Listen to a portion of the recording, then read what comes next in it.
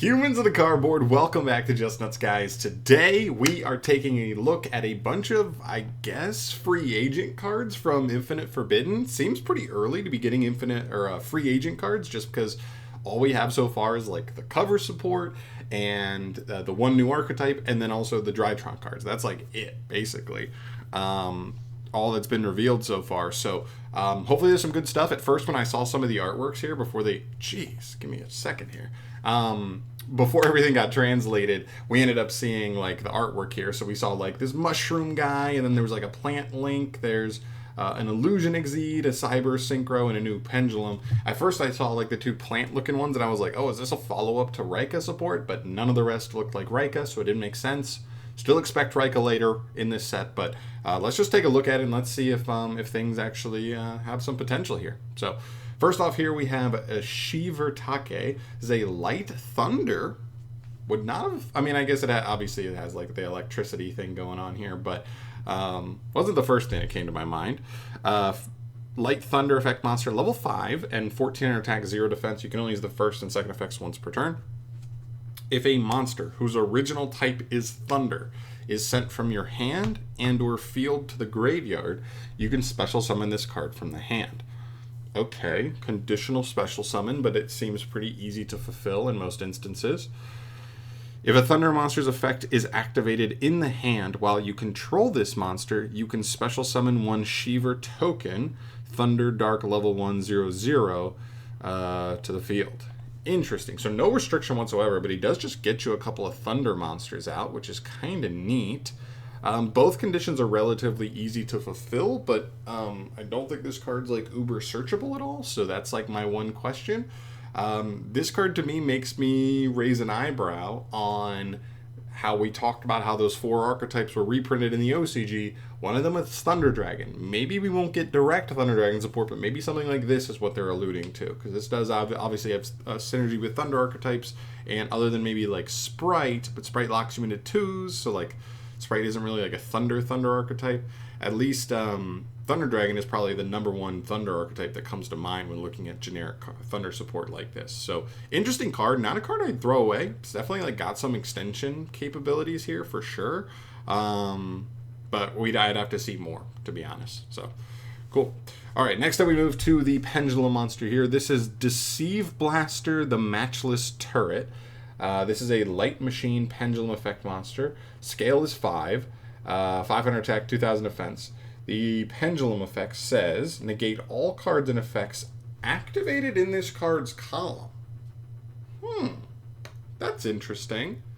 That's already kind of a little bit spicy. I mean, that means even going second, if somebody does leave something in either of the far zones, you can just activate this into that zone, and basically this becomes like a floodgate, like a skill drain for that zone. That's kind of interesting. Okay. Yeah, for a pendulum effect, not terrible. All right, monster effects. So you can only special summon this card with the first effect once per turn. You can special summon this card for your hand, from your hand to a column with no cards. Wow, that's pretty free. Second effect, negate all cards and effects activated in this card's column.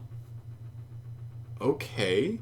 And if this card in the monster zone is destroyed, you can place it into your pendulum zone. This card's kind of spicy. Like, honestly. Also, I believe this doesn't activate. The way this is worded, this makes me think it's just a summon condition. As long as there are no cards in a column, you can just inherently summon this, which I don't think activates. So even better that like they can't, like if you're going to summon this into a column, once it's summoned, it's there. But since it doesn't even activate in hand, it's not like you have show your opponent what you're doing, what's going to happen, and then they go, oh, well, I got to negate that because I don't want you to hit like 2 cards in the same column, or handle my Barone. Now you turn off my Barone, you turn off my whatever. That's pretty cool. This card's cool. This card may generically have applications, but specifically in Pendulum, I think this is sweet. I think one of the biggest problems for Pendulums for a long while now has been their struggles going second.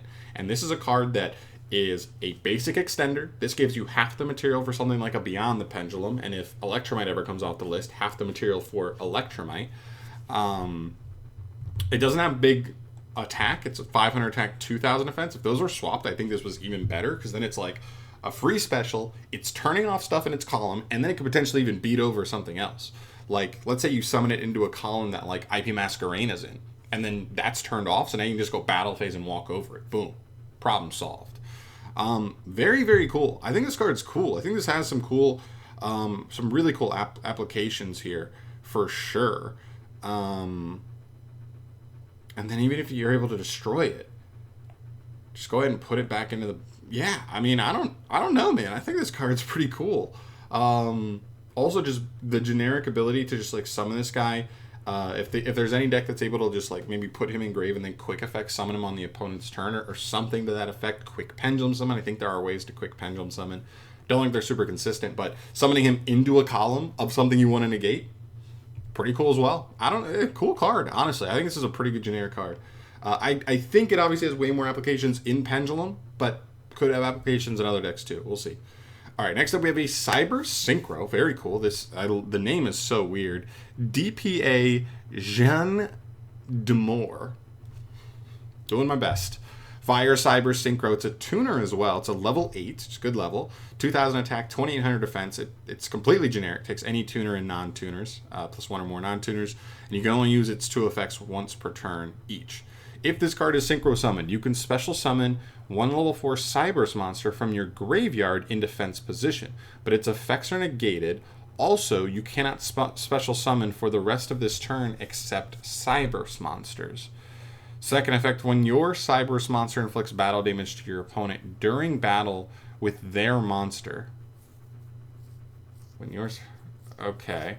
You can banish this card from your graveyard to inflict an equal amount of damage to them. Okay, that's just a battle phase thing. Not worried about that. Interesting card. It's a pretty decent synchro climbing tool. The problem is, I don't think there's enough Cyberse synchro monsters to make use of this, right? Because you're going to put 2 monsters into this to reborn a Cyberse engrave. Now, this is a synchro tuner, so you could reborn a level 2 to make a 10, a level 1 to make a 9, a level 3 to make an 11, or a level 4 to make a 12. But the problem is, I don't know how many good Cyber synchros there are. I mean, I think of like the MathMech guy. I guess if you reborn a 4, you could walk straight into, was that Final Sigma? The big towers guy? I guess that's something. Yeah, interesting card. If like an actual Cyber Synchro deck comes along, this card immediately becomes interesting. So this to me seems like more of a future card. I just don't know if we have like the ways to abuse this yet to really facilitate a card like this. But it is a pretty good Synchro climb tool. Definitely not going to deny that. This card's basically what is it? Excel Synchro Stardust, but for Cybers, and you could argue it's even better because it doesn't have that quick effect tag out effect, but it does have the ability to reborn not just 1s and 2s, but 3s and 4s as well. So opens up some cool things for sure. All right. Next up here, we have Heretical. Oh my God. Phoboscobos. Level 4 Illusion monster. XYZ monster. It's level 4 dark, 2100 attack, 1500 defense. It is completely generic, so any 2 level 4s, and you can only use the first effect once per turn. You can target 1 effect monster your opponent controls. Negate its effects, then if it battled this turn, you can take control of it until the end phase. This is a quick effect if this card has an illusion monster as material. Okay. So it's just like a walking imperm. If the monster battle, you can take it. That's not going to come up all too often, because if a monster battled, then like they were really trying to push into you, and most likely a card like this wouldn't still be on the field after that. So that's not a huge deal. You obviously want to be able to make this with illusions, because then this does become an imperm. I wonder if this could come up in something like Chimera, if they're able to just put 2 of their 4s on field, because I do think sometimes they just put 2 of their 4s, as long as they're not synchro locked. I don't know. Adding this guy, it's kind of cool. If this card battles a monster, neither can be destroyed by that battle. So also protects himself by battle. So that's the bonus there, is that it's not like he could be walked over. So if your opponent tried to go battle phase with something, you could then negate it and steal it. It's only till end phase though, but also you don't detach for this card. So once you summon it with an illusion, it's just every turn that walking imperm, and it can't be destroyed by battle. So they have to find removal. That's actually kind of annoying that it can't be destroyed by battle, because if they try to find it removal via the form of a monster, this card can obviously counteract that monster by negating it. Now something like SP answers it pretty simply, but still forces out the SP. Interesting card for sure. Not a bad card by any means. You just have to be making it with an illusion, or this card's not very interesting at all. So interesting. And the last card we have here is a new Link 5 Earth Plant. This is Astral World Tree, Illumistil. Illumistil. Okay. Astral World Tree, Illumistil. Alright. This monster only has 2,000 attack for a Link 5, which is very interesting. It takes any 3 or more monsters, so it is completely generic to make, which is cool. You can only use one, you can only control one at a time. Each time your opponent special summons a monster or monsters face up during the main phase, you gain life points equal to its attack. And then once per turn, quick effect, you can pay life points in multiples of thousands to the max of 3,000, and this card will gain attack equal to the amount you paid. Interesting. To me, this card's not so... I mean, I guess the one thing about it is it does give probably a good amount of decks that don't have a time win condition, right? If you were playing a deck that can just at least spam the board, climb into a 5, jump into this guy, and at least you say, if you try to play, you're going to give me a bunch of life points, and you're not going to be able to get them below the threshold you need to get away with a win, which is something. Is it good enough? Probably not, because it's still reactive. It still reacts to your opponent in the first place. So, you know what I mean? They can say, okay, I'm going to set some cards and pass. I'm going to normal summon a monster. I'll set some cards, whatever. And there's also a lot of cards that could answer this immediately before they even have to try and play into it. So, yeah, just okay to me. Not too impressive. Plus, it's a pretty high link rating for all that.